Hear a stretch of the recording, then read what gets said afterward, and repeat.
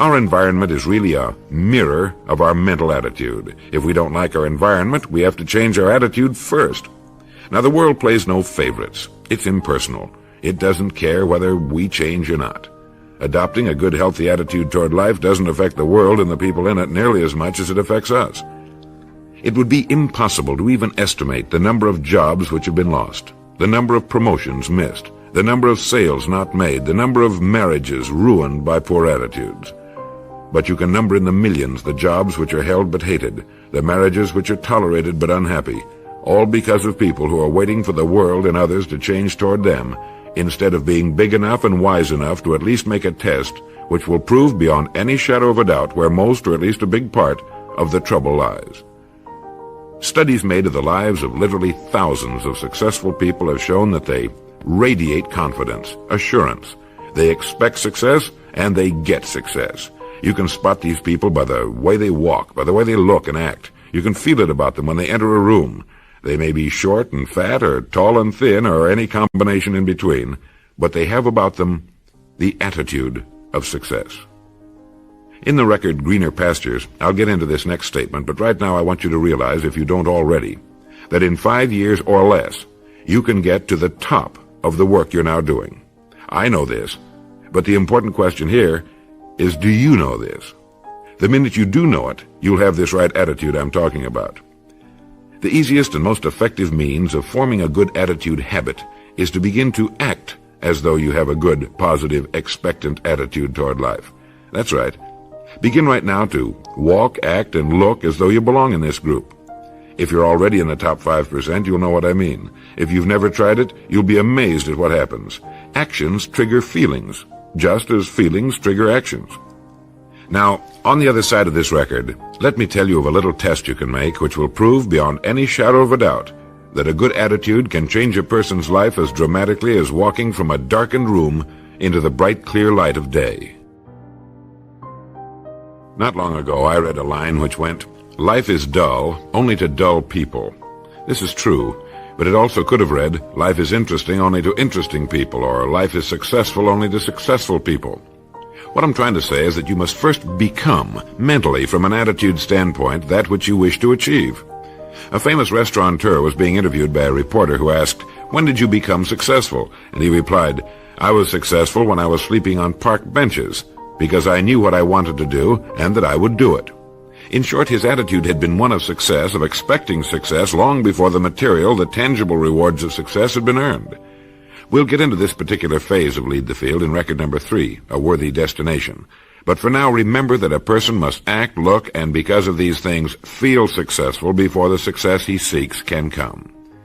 The chances are you know people who seem to be what other people call lucky. All kinds of good and wonderful things seem to happen to them, and they give the impression of happily sailing through life, having a wonderful time, and getting more accomplished in a year than most people do in 5. This has been figured out fairly scientifically. And if anyone will conscientiously go about the test I'm going to recommend and stay with it every day for the next 30 days without fail, that person can join this small, happy, and extremely productive group of people. He'll find himself becoming lucky, as they say, and most of his problems will pretty well take care of themselves. Of this you can be sure. The results will be nothing short of amazing. It makes no difference how good a person's attitude has been in the past. Anything can be improved upon, and it's the small refinements upon something already good that makes it great. So here's the test. For the next 30 days, act toward the world, everything and everyone with whom you come in contact, with the attitude which represents the kind of results you want to achieve. That is, if the result you want is more success in what you're doing, act as though you are already in possession of the success you seek.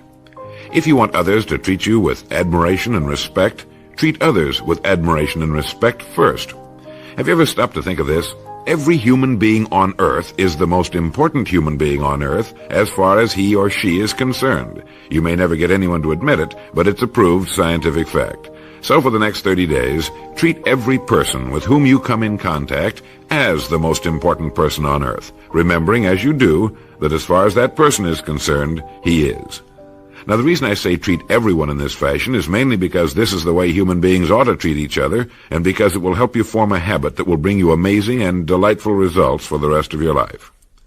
Have you ever noticed that the higher you go in any organization of value, the nicer the people seem to become? You see, the bigger the person, the easier it is to talk to him, to get along with him, and do business with him. Do you know why? It's because he's got a good attitude, and people with the best attitudes just naturally gravitate toward the top.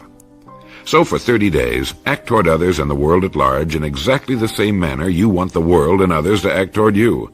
Treat your wife or husband as the person he or she really is, the most important person in your life, and the same with the children.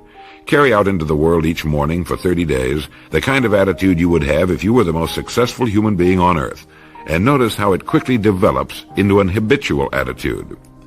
When a person does this, he should realize he has already placed himself on the road to what he seeks.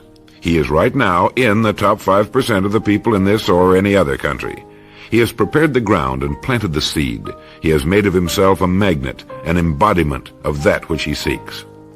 The person who takes this attitude should realize that he is using one of the most important secrets of the really great men and women of the world. He will be daily practicing one of the really great rules of life I mentioned in the introductory record, a rule which has made the world's most successful people and has built the world's greatest businesses. Before steel can be cast into a desired shape, the mold, the expectant receptacle, must first be fashioned. Before a building can be erected, the excavation must be made and the foundation laid. And before a human being can achieve the kind of life he wants, he must become the individual. He must think, act, talk, walk, and conduct himself in all of his affairs as would the person he wishes to become. He is then actually that person, and the things that person would have and do will naturally come to him. Almost immediately a change will be noticed. Irritations that used to frustrate and annoy disappear. When some less informed individual gives you a bad time, stay on the track. When someone cuts in front of you with his car or acts in any other manner that shows his ignorance and lack of courtesy, don't permit yourself to drop to his level. Pity him, for that's what he really deserves. That's the very group a person doesn't want to belong to, and if he acts like them, well, let's face it, he belongs with them. There's nothing in the world that men, women, and children want and need more than the feeling that they're important, that they're needed and respected. They'll give their love, their affection, their respect, and their business to the person who fills this need. So the magic word is attitude.